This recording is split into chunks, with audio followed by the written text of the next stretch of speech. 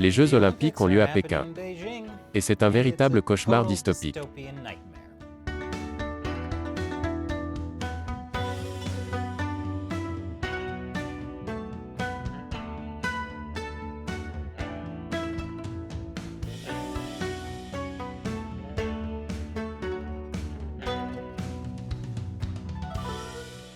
Bienvenue à Chine non censurée, je suis Chris Chappell. Les Jeux Olympiques de Pékin 2022 sont un désastre total. Et cela va bien au-delà des records de faible audience. Voici 10 façons dont les Jeux Olympiques d'hiver de Pékin ont été un cauchemar dystopique. Numéro 10. Commençons par une bonne image des Jeux. Vous savez, pour planter le décor, voici la piste de la compétition de ski acrobatique, Grand Air. Remarquez-vous les tours de refroidissement à l'arrière-plan? C'est parce que la pente est au milieu d'une friche industrielle. Pour être juste, il s'agit d'une friche industrielle réhabilitée. Shugang était un énorme parc industriel qui a fermé en 2011. Aujourd'hui, il est transformé en attraction touristique. Ce qui donne lieu à un débat pour savoir si c'est inspiré ou dystopique. Mais cela soulève une question plus importante. Pékin était un choix étrange pour les Jeux Olympiques d'hiver car il n'y a pas de neige. Ce sont les premiers Jeux Olympiques d'hiver qui reposent entièrement sur de la fausse neige. Et la fausse neige a besoin d'eau. Combien d'eau? Environ 1 million de mètres cubes. Assez pour remplir 400 piscines de taille olympique. Et ce n'est que pour commencer les Jeux. Et pour rappel, vous pouvez célébrer ces Jeux dystopiques avec style grâce à notre t-shirt exclusif. Pékin 2022, fausse neige, véritable génocide. Vous pouvez acheter le vôtre sur chinauncensored.tv/merchandise. Je vais mettre un lien ci-dessous. La meilleure partie est que le t-shirt n'est pas fabriqué en Chine. Numéro 9. La Chine a mis une bulle Covid autour des Jeux Olympiques. Toutes les personnes impliquées dans les Jeux, qu'il s'agisse d'athlètes, d'entraîneurs, de journalistes, ont été complètement coupées du reste de la société. Donc vous obtenez des choses bizarres comme ça. Un barman qui mixe des cocktails dans une combinaison intégrale contre les matières dangereuses. Je crois qu'ils appellent ça une quarantaine. Des robots faisaient des hamburgers. Enfin, quand ils ne tombaient pas en panne. Et bien sûr, les athlètes olympiques ont été accueillis par cet homme sympathique qui faisait passer des tests Covid. Et le Covid continue de se répandre. Vous vous souvenez des Jeux Olympiques de Pékin en 2008, lorsque le régime chinois mettait tout en œuvre pour impressionner le monde en montrant à quel point il était incroyable et merveilleux? On dirait qu'il n'essaie pas vraiment cette fois-ci. Numéro 8. Les athlètes olympiques doivent être en excellentes conditions physiques pour pouvoir concourir. Et le Parti communiste chinois fait en sorte que les athlètes étrangers en quarantaine ne puissent pas le faire. Voici ce qu'une concurrente russe du biathlon a déclaré qu'on lui donnait à manger: des pâtes, de la sauce à l'orange, de la viande, et des pommes de terre au petit déjeuner, au déjeuner, et au dîner pendant 5 jours d'affilée. Elle a écrit: j'ai mal au ventre, je suis très pâle, et j'ai d'énormes cercles noirs autour des yeux. Je veux que tout cela s'arrête. Je pleure tous les jours. Je suis très fatiguée. En plus de cela, il y a peu ou pas d'internet, les chambres ne sont pas hygiéniques, et il n'y a pas d'équipement d'entraînement. Mais les problèmes des athlètes olympiques ne font que commencer. Je vous en dirai plus après la pause. Bienvenue à nouveau. Comme si la mauvaise nourriture ne suffisait pas, les athlètes olympiques étrangers ont dû faire face à bien pire. Numéro 7. Comme je l'ai dit, la Chine a créé une bulle Covid autour des Jeux Olympiques. Et la coureuse de skeleton belge Kim Melman a découvert à ses dépens ce que cela signifie. Elle a été testée positive au Covid quand elle a atterri à Pékin. Elle a été mise en quarantaine. Après quelques jours, elle a été testée négative 2 fois, et elle a pensé qu'elle allait être libérée. Une ambulance est venue la chercher. Voici ce qui s'est passé. Sur le chemin du village, on n'a pas tourné vers le village. L'ambulance est allée dans un autre établissement, où je suis maintenant.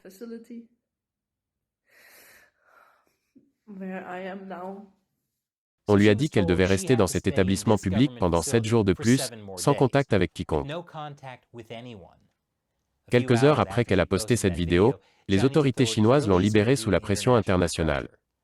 Mais tout cela n'est certainement pas une bonne façon de préparer son esprit et son corps pour les Jeux Olympiques. Bien sûr, vous vous demandez peut-être maintenant si le Parti communiste chinois n'essaie pas de truquer les Jeux. Ah, bien. Numéro 6.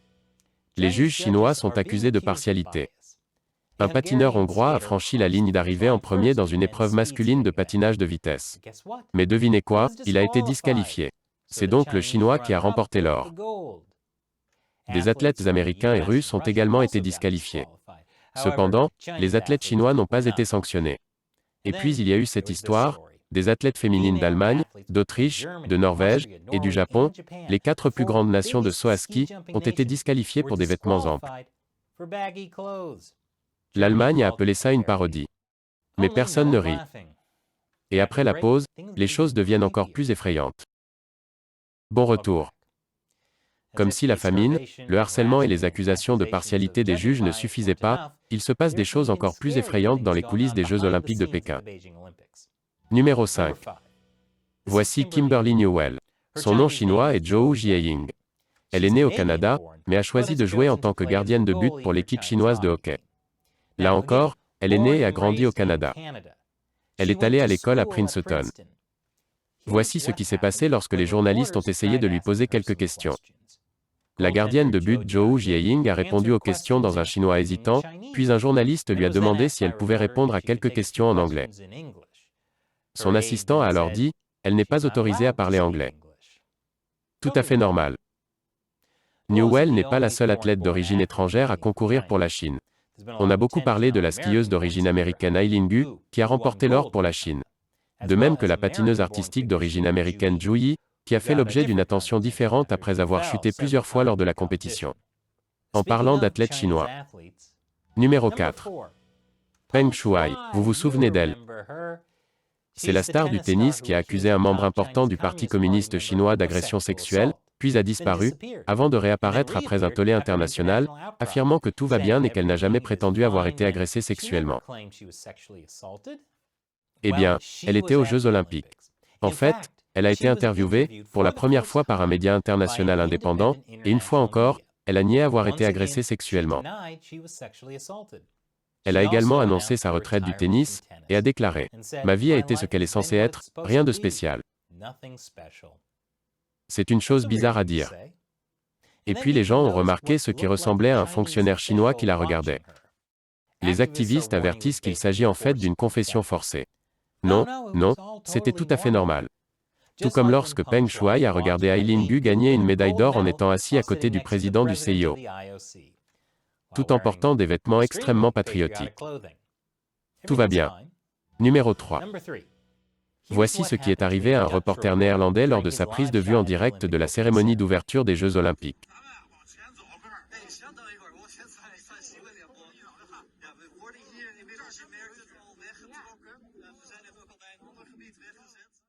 Le Comité international olympique a déclaré qu'il ne fallait pas s'inquiéter, qu'il s'agissait d'un incident isolé. L'homme en civil qui l'a tiré hors caméra portait un badge rouge sur lequel on pouvait lire « Volontaire de la sécurité publique ». Le journaliste s'était également vu attribuer un garde du corps.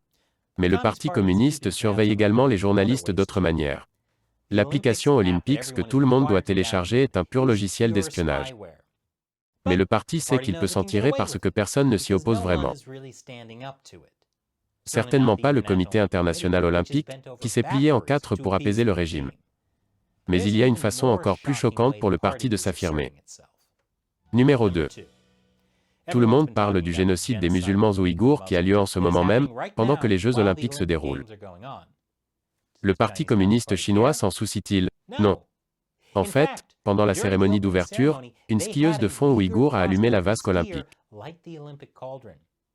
Le présentateur de NBC News et co-animateur des Jeux Olympiques a qualifié cette décision d'étonnante. C'est tellement frappant et tellement provocateur de la part de Xi Jinping, et un vrai message. Selon le Wall Street Journal, après avoir allumé la vasque olympique, cette skieuse ouïghour a disparu des projecteurs. Elle s'est éclipsée après son épreuve olympique, alors que les athlètes sont tenus de traverser une zone avec les journalistes. Peut-être les autorités chinoises ne voulaient-elles pas que les journalistes étrangers posent des questions gênantes. Et enfin, numéro 1. La Chine attend beaucoup de ses athlètes olympiques. Et lorsqu'il échoue, il peut y avoir de sacrés retours de bâton, comme ce fut le cas pour Zhu Yi. Pensez-vous que les Jeux olympiques sont synonymes d'esprit sportif et de rassemblement du monde? Non. Il s'agit de gagner des médailles d'or pour la mère patrie. Et les officiels chinois sont prêts à tout pour obtenir un avantage compétitif.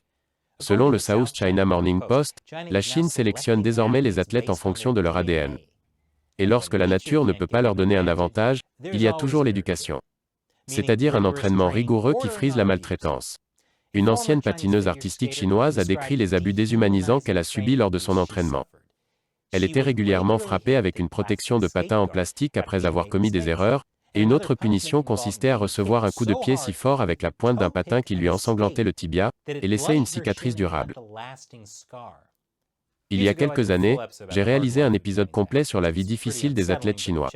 C'est assez troublant mais regardez-le, le lien est ci-dessous. Cet épisode date de 2013. Les officiels chinois affirment qu'ils ont fait beaucoup d'améliorations dans la façon dont ils traitent les athlètes maintenant.